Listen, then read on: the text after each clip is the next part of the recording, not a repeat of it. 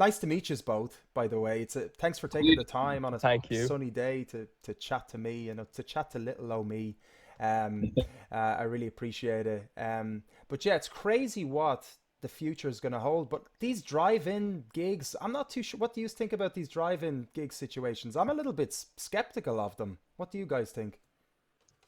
I mean, yeah, I, I, If it means it's we can get back gigging safely, cool. Hmm. yeah, I definitely do one for the like, for the giggles. But as to whether, well, I don't drive. That's my first problem. I don't think you have to drive though. I mean, like you'll be performing, right? Yeah, but I'm just even thinking of going. You know what I mean? Like, obviously, like we play any gig. Like Mm. I'd play at the school across the way for me if they let me. But like it's just it's always got a question like, would I go? Is the thing, just as a thing. I mean, I guess if it was someone I really loved, 100%, like You if want it was a band I loved. you'd But want a Yeah. big car park as well, though. yeah, You'd need a really big car park. Oh yeah, yeah, yeah. To fit car, I mean, cars are bigger than people, right? So I mean, that's like 5, 10 people, maybe the size of a car. How Um, does it work? Do you stay in the car? I Do you think you get out of the I think you there was some footage that put me off it, right? Only because instead of clapping, people were beeping, and there was a lot of fumes and stuff like that. Do you know what I mean? And it just looked like a scary dystopian future where like you're not allowed outside. Like from some movie. I'm sure we can all sort it's of it's imagine. like it's like that TV show that's on Netflix now, Snowpiercer. Is that the one where it's the train and it's just Yeah, constantly traveling everybody around? lives on a train. I seen that. Yeah, that's a ridiculous movie. Yeah, That's it doesn't seem logical at all. no. Like I mean, surely because surely it'd be safer to go underground than on a yeah, train that's constantly. There must be a reason for it. listen, it was cool. It was a cool. I like that you movie. like to. Have you watched it? Yeah, the one with the train, and they have to get from the end where like the poverty end to like the 1% end. Yeah, So Uh, it's just Hunger Games on a train. yeah, yeah. it's actually a movie. It reminded me the movie The Platform that's on Netflix that some people like. Kind of reminded me of that actually.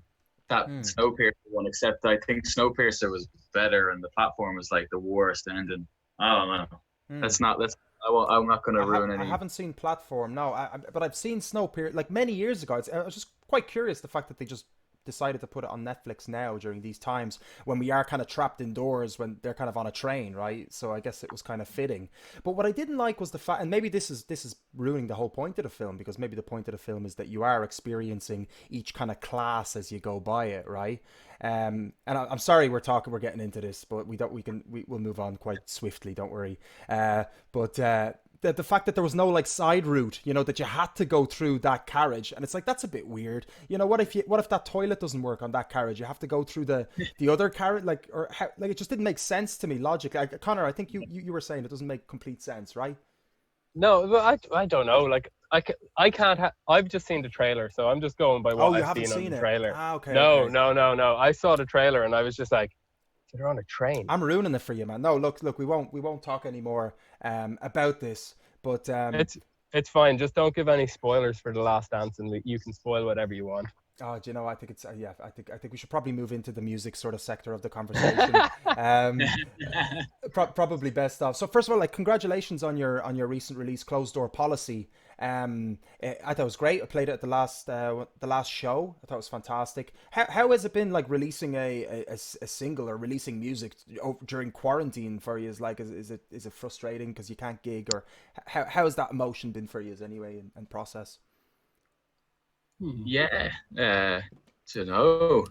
I think I think the whole like kind of release method is similar, but it's the after. It's like actual like the follow up to it is just like non-existent. Then Hmm.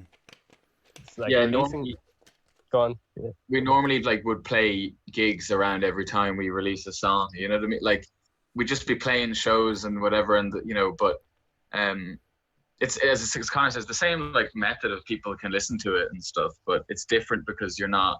There's nothing else kind of around it, and there's nothing else for anyone. You know what I mean?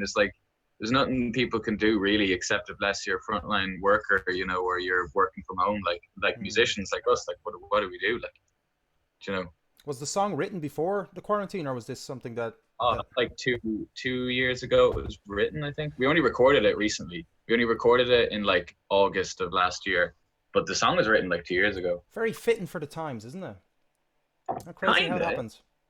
think that was our reasoning for release, because we've had it in the bag for quite some time, and then it's just like when this all happened, Zach was kind of threw it into the group chat about maybe releasing it, and it just kind of it did feel a bit right at the time, just because of the themes of the song and the title of the song. It just was fitting for what everybody was doing out there. So yeah, because it's happened before anyway with guests that I've had, you know, and they've definitely written songs, let's say even, you know, a couple of months before this, you know, that's quite eerily almost kind of relative, you know, which is I mean, it's an amazing thing. Of creativity fascinates me, you know, the process, how it works, because it's not very. I don't like to try to make it a tangible thing, creativity. I like to see it as an abstract, sort of inexplainable thing, you know, that just happens. It's like the present moment, right? It just happens. When you try to force it, it doesn't work out the way you want it to. But then when it's so delicate, right? And how does the creative process work for you guys as a band, as a 4-piece, right? So how does it work for you guys? Is it different every time, or, you know, how does that? I think we've kind of like tried a few different things over the years, like as in just different methods. Like, you know, when we first played, you know, I would have like come with songs when we hadn't practiced or anything. I'd have a few songs that were kind of sketched out, like, as you know, like basic drums and bass and whatever. And then as we kind of went on, we'd sort of do more like building a song kind of step by step, like, oh, let's play, this is cool, what if we match that with this?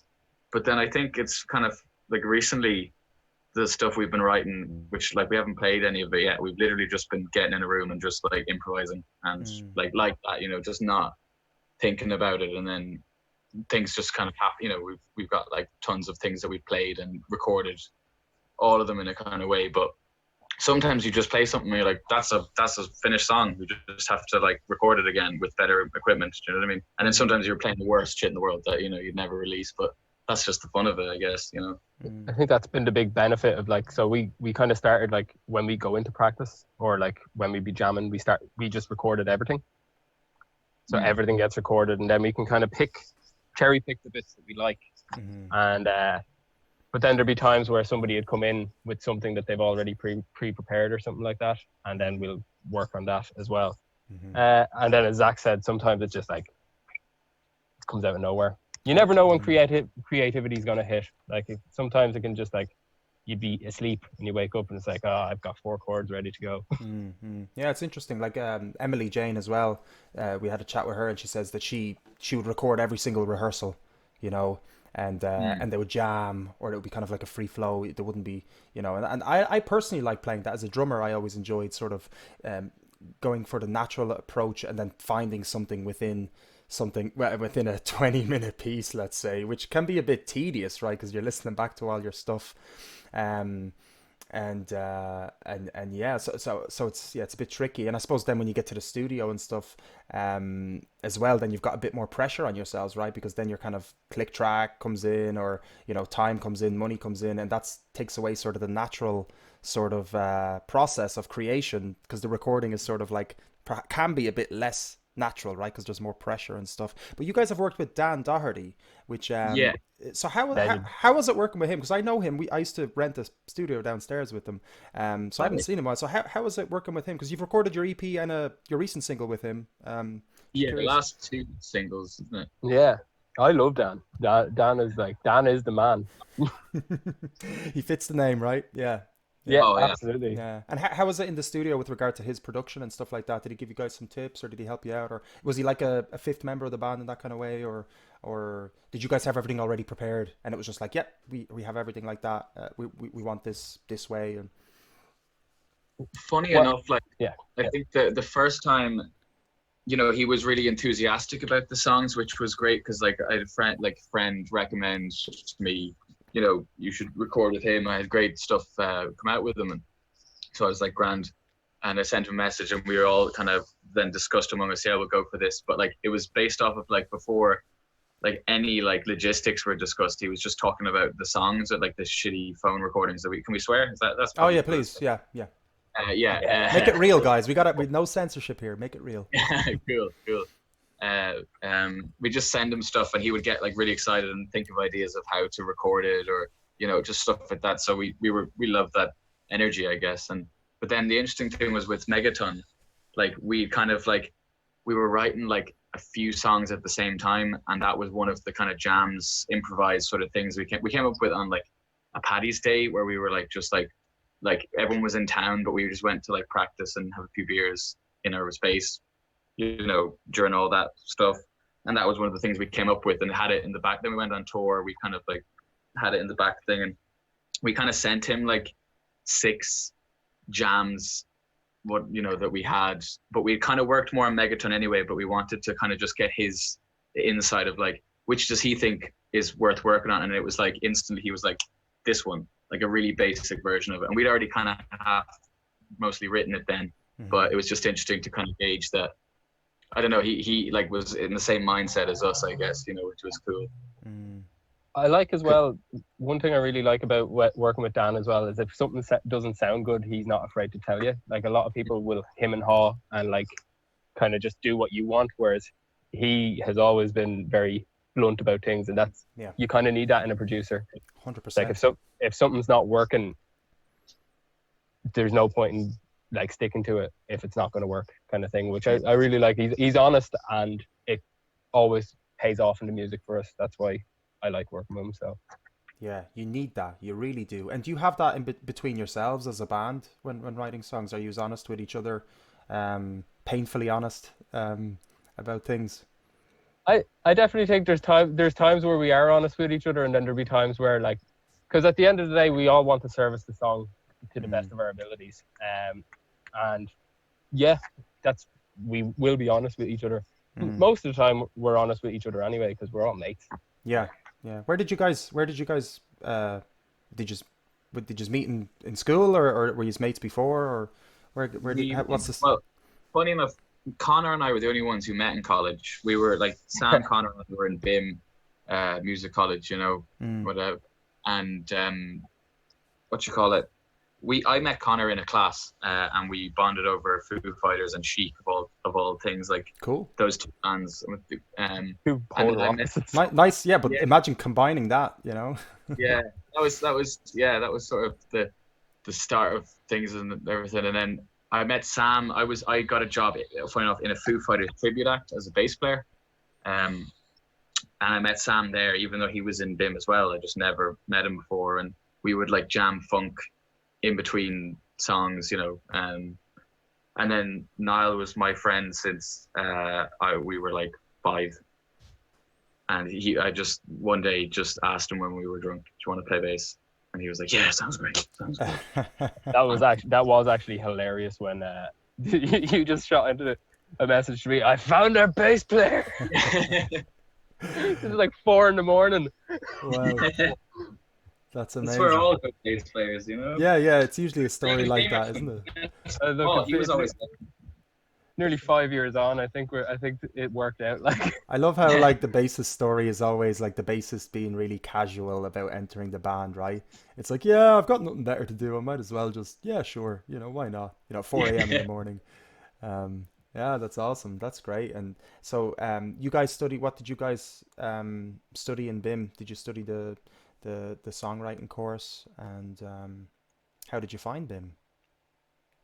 I did songwriting. Connor, I did the guitar. You focused on the guitar, yeah. And how did you like it? Did you like the course? It's a long course, a 4-year course. Did you enjoy it? Definitely, there's parts of it that I really enjoyed, and then there was parts that I wasn't. So I didn't enjoy as much. But that's just my personal experience with it. I think a lot of other, like, I definitely know people who have had a different experience with it.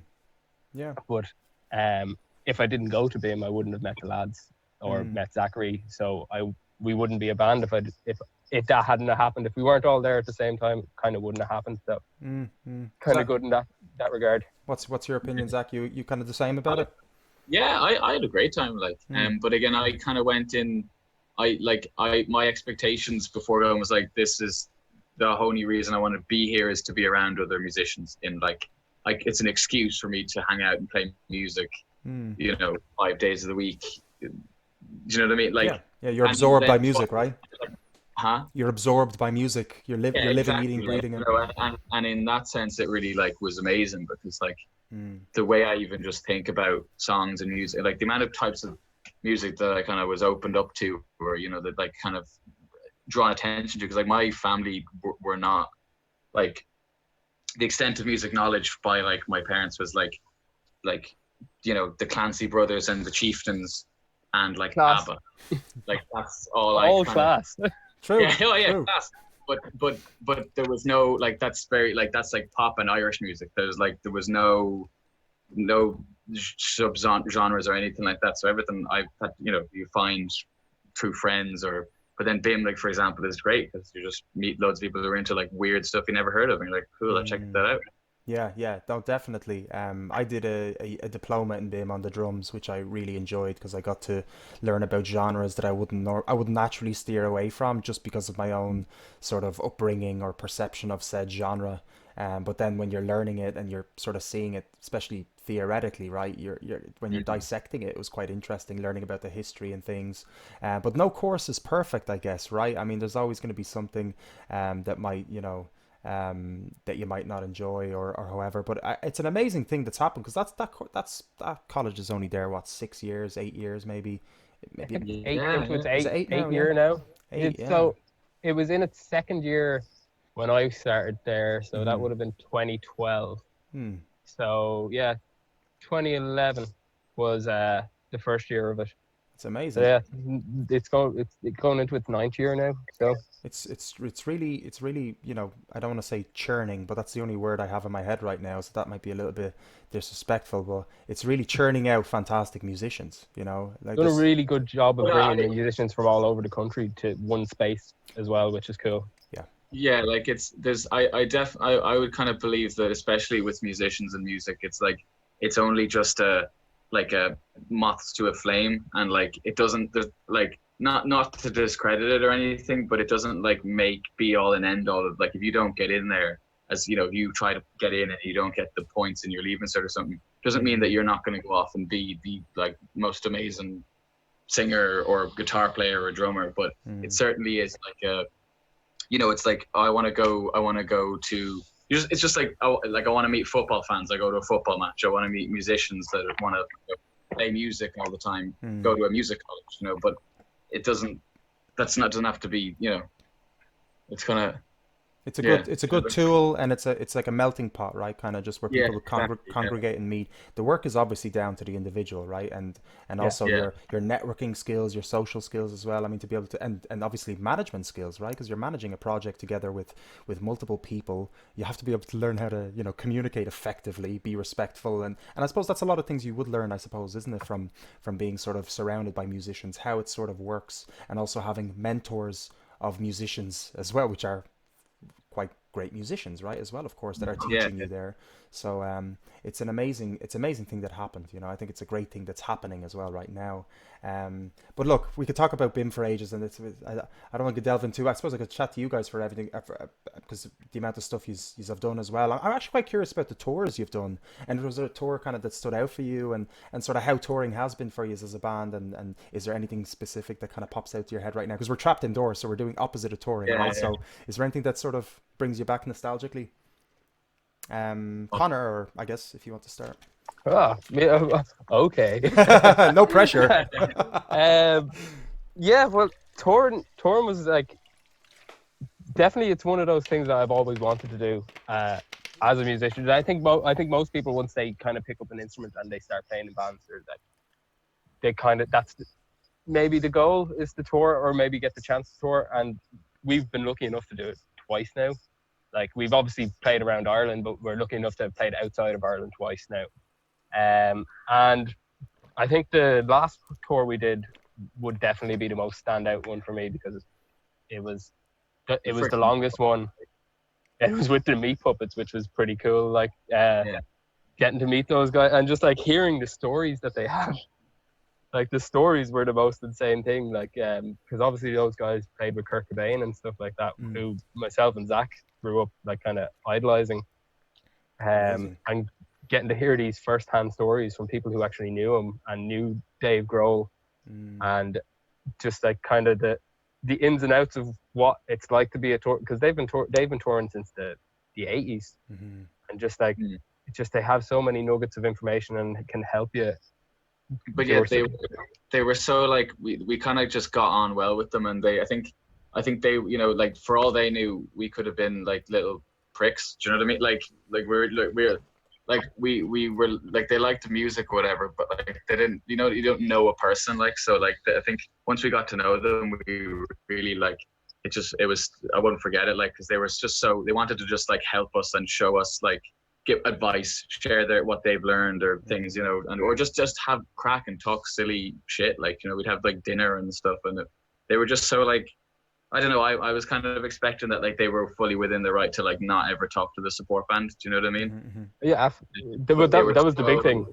Yeah, getting to sit they down, were like so friendly and just so like kind, and like their energy was so just like uplifting. I don't know, they were just lovely to be around.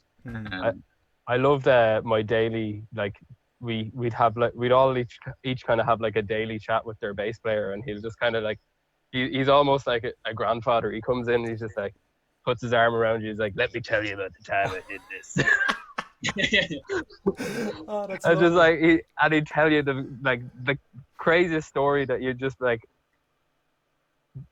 I don't even know how to put them into words. And like I don't even want to put them into words, because they're just like experiences that I'll hold dear in my heart. So precious, yeah.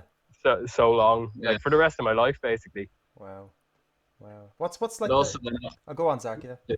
I was gonna say, like, and then the second half of it was obviously playing the gigs to all these complete, you know, like fresh faces because you know Ireland's a small country, and you know, you play enough gigs in Dublin, as anybody knows, like you kind of see this similar, you know, people or whatever, especially your own gigs or whatever. But when you're kind of just playing in places you've never even been to before, and like, you know, it's a sport thing, you're showing up for, you know, fans of some other band, and you get to just play for them, you know, and we found like a lot of them were really like, especially in like Europe, they're like really open to like discovering music this way. Whereas I know I was guilty of this when I was a teenager, you know, I just never show up for sport acts, you know, I'd never just be like, well, the thing starts at this time and go.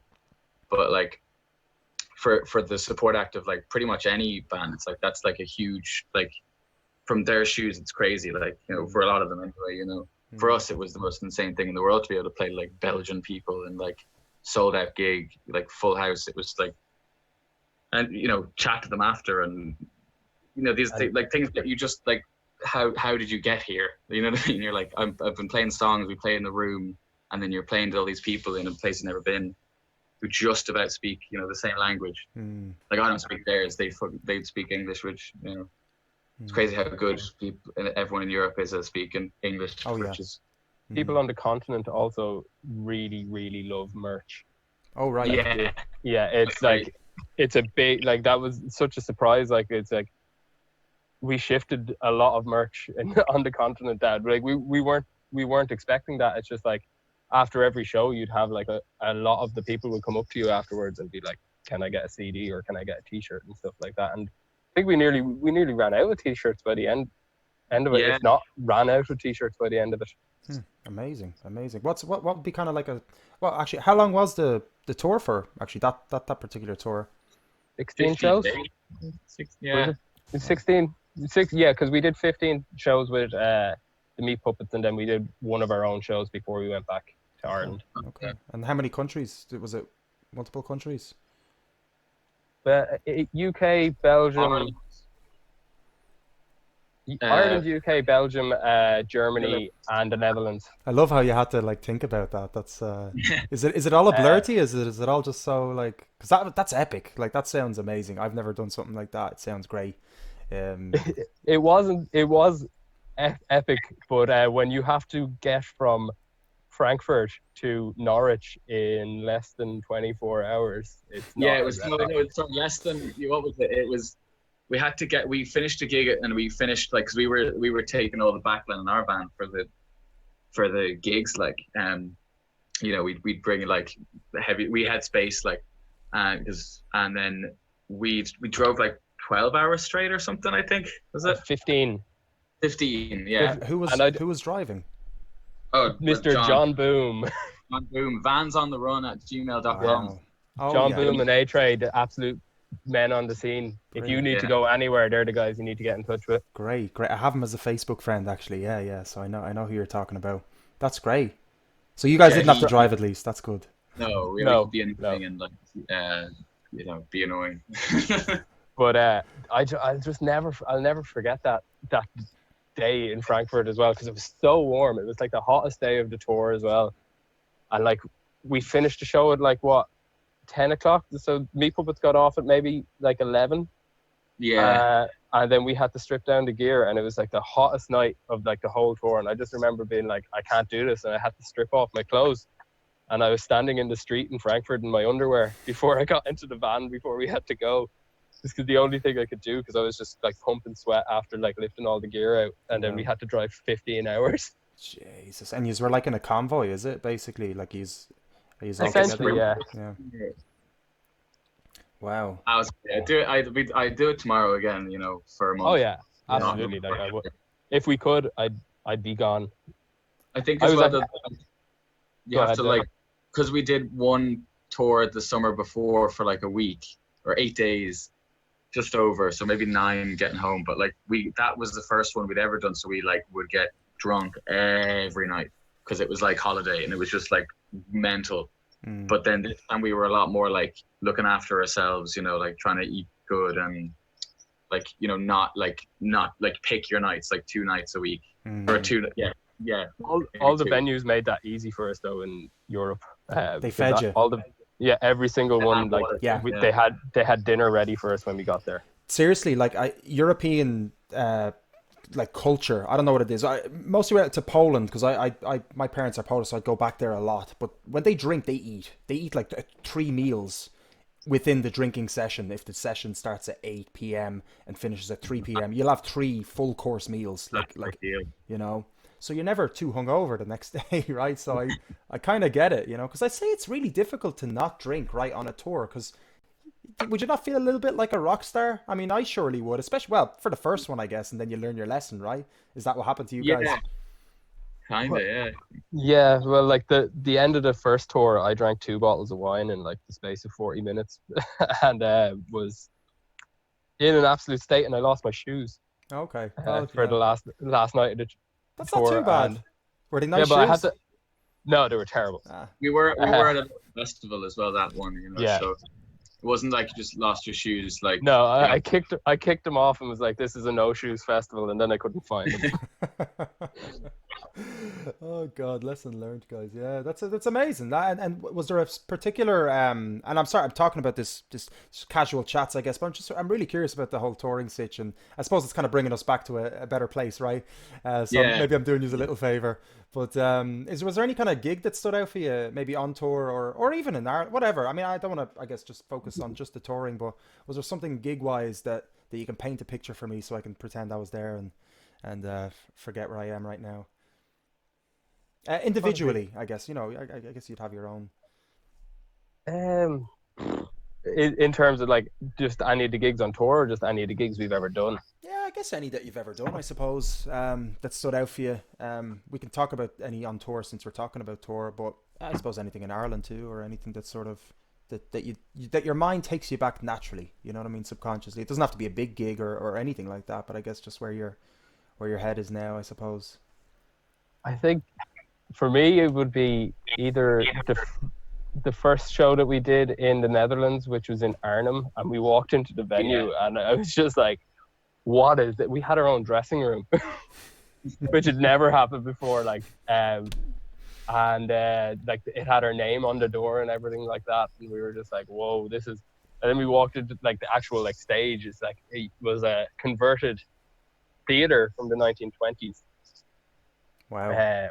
That had been retrofitted to be a venue. Wow, and who was it? There was somebody was playing the night before in the venue as well. It was he played with Queens of the Stone Age. He's actually on our agency as well. I can't think of his name now though, which is probably bad form on my part, but it happens. Whatever. Brains are a bit different these days. Quarantine brain. Quarantine, yeah. Let's put it down to quarantine brain. What about yourself, Zac? Yeah, I was going to say Arnhem as well. I think it was just it was one gig where we were like, so it was in like the middle, smack bang in the middle of touring. So I think like by then the set was just like muscle memory, like absolutely muscle memory, which meant that like, and as well, I'm a big fan of when there's lots of room on the stage, because it just means like I can just kind of completely actually zone out and like fall asleep, and I won't hit anyone. You know what I mean? Like just zone out and just do whatever you want. That one was great. This like once I come back would be like Knockin' Stockin' last year last year, just in the circus tent. Yeah, in the dime store, which was like such a big thing for, you know, going to the dime store and the dime store tent and everything, and then being actually playing in it was just like so cool. But that was as well for me. That was like kind of a little thing to check off the to-do list for me, because I kind of, when I moved to Dublin first in 2012, dime store in Sweeney's, RIP, was kind of like where I kind of got my introduction to the music scene in Dublin, and like seeing all the bands that came up through Sweeney's and everything like that, like the Eskies and everything. Yeah. So it was really cool getting to actually find, because I never got to play Dime Store when it was in Sweeney's. I've since got to play it since they started it in Drop Dead twice. But it was really cool getting to play the Dime Store tent, and I got to check that off the list. And I remember telling A-Tray that, and he gave me a big hug afterwards, and he was like, "Oh, thanks, man." Amazing. Oh, it's lovely. It's lovely when you can tick things off the box, and sort of experience something that you've that you've sort of appreciated before, right? And never thought you might do it, or however. It's really nice. Do you guys have any tips for any kind of musicians, any bands sort of that are sort of trying to? I mean, there's so many wonderful artists and musicians in Dublin particularly, right? And of course across Ireland, but Dublin is where kind of a lot of them meet, or in Galway probably would be kind of secondary to Dublin, right? Any of us to sort of like stand out or anything, like, because it can be quite difficult, right, to sort of stand out from everybody else, you know. And not that maybe it's necessary, but if there's any kind of tips you might have for people watching, because a lot of musicians will watch this show. Don't be afraid to be ridiculous. That's good. I think that really worked in our favor at the beginning. We didn't take ourselves too seriously, and we used to make stupid videos, and they were actually a lot of fun. So if you don't take yourself too seriously and don't be afraid to be ridiculous, people kind of latch onto that. Or just kind of be yourself and just like, you know, silly jokes. We like pretty much a lot of them sort of start with like silly things we'd say or, you know, think of or whatever. And like you have that one idea that was like, I don't even want to spoil it. I can't remember. We were going to do that, but like we can actually see each other at the moment, even like meet up and do stuff. But I don't know. Well, I can give one aspect of it, and it's the idea of pre-dipped biscuits. Oh yeah. Buy a packet of pre-dipped biscuits. That's all we're getting, right? That's all you're getting for now. We're gonna have to figure it out. Well, that's awesome. I appreciate you sharing a little bit, and tell us before I let you go, because I don't want to keep you for too long. I know we started a little bit late, so I do appreciate you hanging on, and I want to give you a bit of sunlight as well before the day ends. And obviously, you know, we all need to have a drink or something after this for sure. But what's the plan? Do you have any kind of ideas what you have planned for either during the quarantine or anything afterwards? Or if there's no plans or you don't want to give anything away, is there anything you'd like to do? Either as a band or just as a human being, I suppose. It's a very broad question, but it's the end of the segment, so I'll let you guys choose how you want to answer it. We're working on a high concept double album about the adventures of Marty Whelan in a post-apocalyptic version of Ireland where it's a desert. And none of that is a joke. That's really? That is actually 100% true. That's a crazy coincidence, because I was interviewing Jamie J. Carr, Irish comedian, and he had Marty Whelan as his backdrop, and he was going on about him. So he's getting a lot of attention lately. Well, he deserves it. Big fan. He's just like the sweetest man. You know, like after Michael D, you know, he's my like, you know, I think he could be president of Ireland, to be honest, actually. I think when he finally decides to retire, he should be allowed to spin the wheel. Yeah. There you That's go. what I think. I think that needs to happen. Or we should get when eventually he passes, like we all eventually will. we should get his mustache bronzed. That's a good idea. And so this is a double-sided concept album. Well, Decided the mustache. say double. I mean, we want to cut it down definitely, but we've jammed a load. We were doing this before.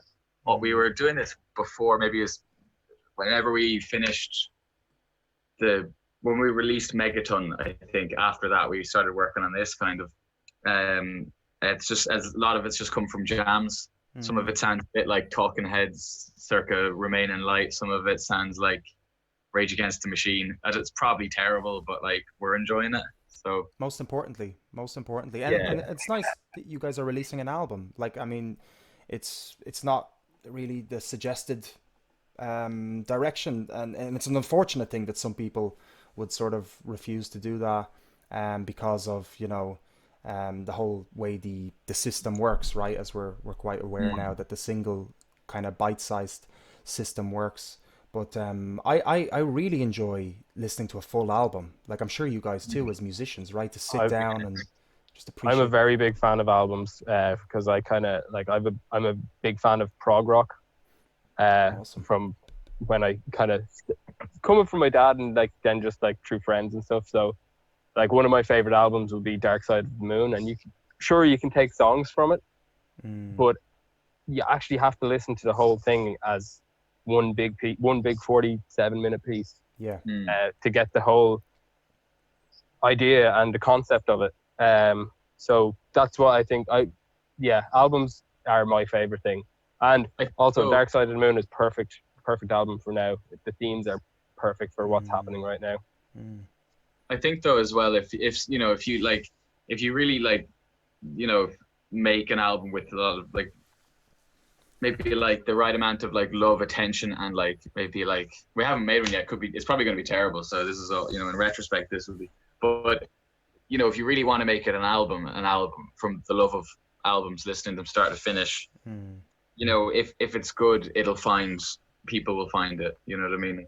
We'll like it. We won't release it, but we like, we're happy with it. We'll be proud of it. Like, all we can do is do our best.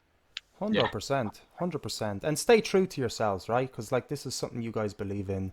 This is something you guys, are sort of naturally drawn towards. So go with whatever you feel like you want to do. I mean, who's to stop you, right? And like you're saying, if people really appreciate your music, which obviously a lot of people do, they're gonna absolutely love an album. You know what I mean? So I think it's a great direction. Is it gonna do it on vinyl as well? I hope, right? I hope so. Yeah. Yeah. Well, we've talked about doing vinyl release for a while, but it's just we've just never gotten around to it. Personally, I'm looking forward to the country follow-up album to this as well. Yeah. All country and western. Munky Goes West.